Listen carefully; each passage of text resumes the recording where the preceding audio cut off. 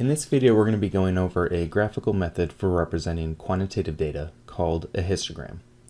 And for our example here, we're going to be using the IQ scores of 60 fifth grade students chosen at random from a particular school. So the way that we're going to try to show what this data looks like is we're going to use a method similar to a stem and leaf plot or a dot plot, where we're going to be breaking the data down into different ranges. However, if we would have used like a stem and leaf plot or a dot plot, we almost have too much information to really kind of get a grasp of what our data looks like by looking at that graphic. So instead, we're going to create essentially a similar graphic to a bar chart called a histogram, which is just going to give a height in a particular range for how much data falls within that range. So it's slightly different than a bar chart though. A bar chart again was for graphically representing qualitative data. A histogram is going to be quantitative, and an easy way to kind of understand which is for a bar chart there's going to be spaces between those bars, and for a histogram those bars are going to be touching or connected to kind of show a more continuous range of what that data actually looks like. So before we can create a histogram though, we're going to need to break our data down into the particular ranges that we're going to be dealing with. And for our data here, an easy way to break it down is from 80 to 89, 90 to 99, 100 to 109, and so on. So we're going to go through our data here and try to break it down into those ranges.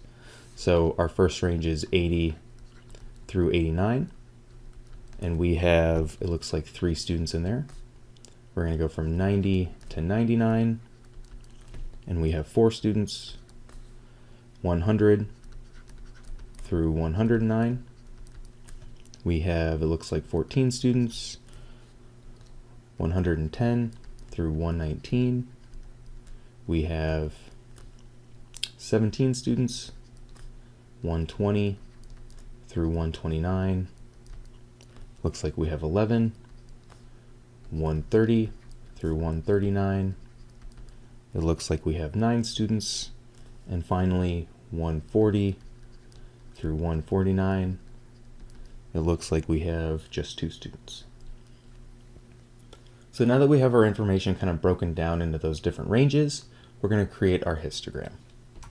So to do that, we're just going to get rid of our data up here, and we're just going to go back to using our red pen to just kind of show you what our graphic looks like and just essentially create our graphic out of this.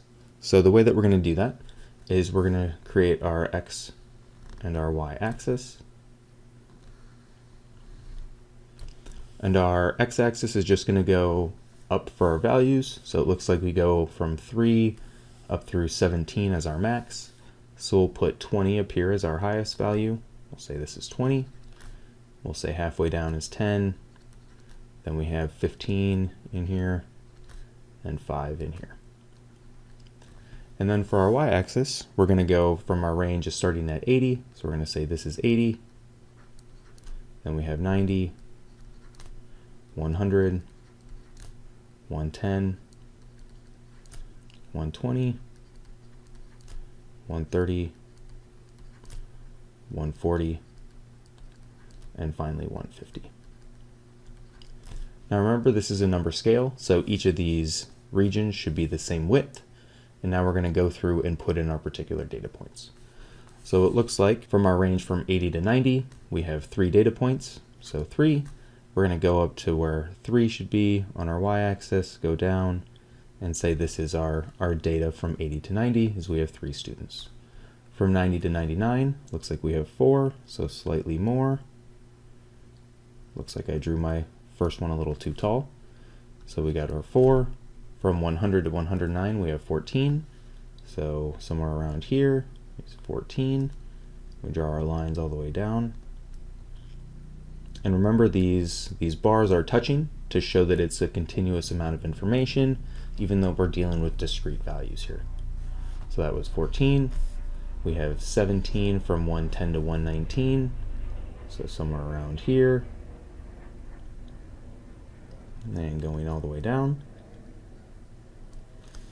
We have 11 from 120 to 129, so 11 would be somewhere around here. All the way down. We have 9 from 130 to 139, So it looks like somewhere around here.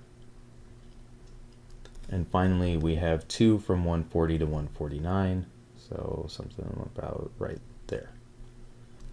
Now this is what our histogram looks like. Now it's sometimes a little bit easier to walk through and just kind of label the heights of our different bars in our histogram. So I'm just going to go through and put the different values. So we have 3, 4, 14, 17, 11, 9, and 2. Just to give you a little bit easier for looking at this graphic to kind of see what information we have. And it also kind of compensates for my poor drawing skills over on the left, where I started drawing our first bars a little bit too high for our histogram. So this is what a histogram looks like for representing our quantitative data. Again, very similar to a bar chart, but our bars are going to be touching to kind of show the difference between the two and to kind of show a continuous range of values that we can be potentially looking at.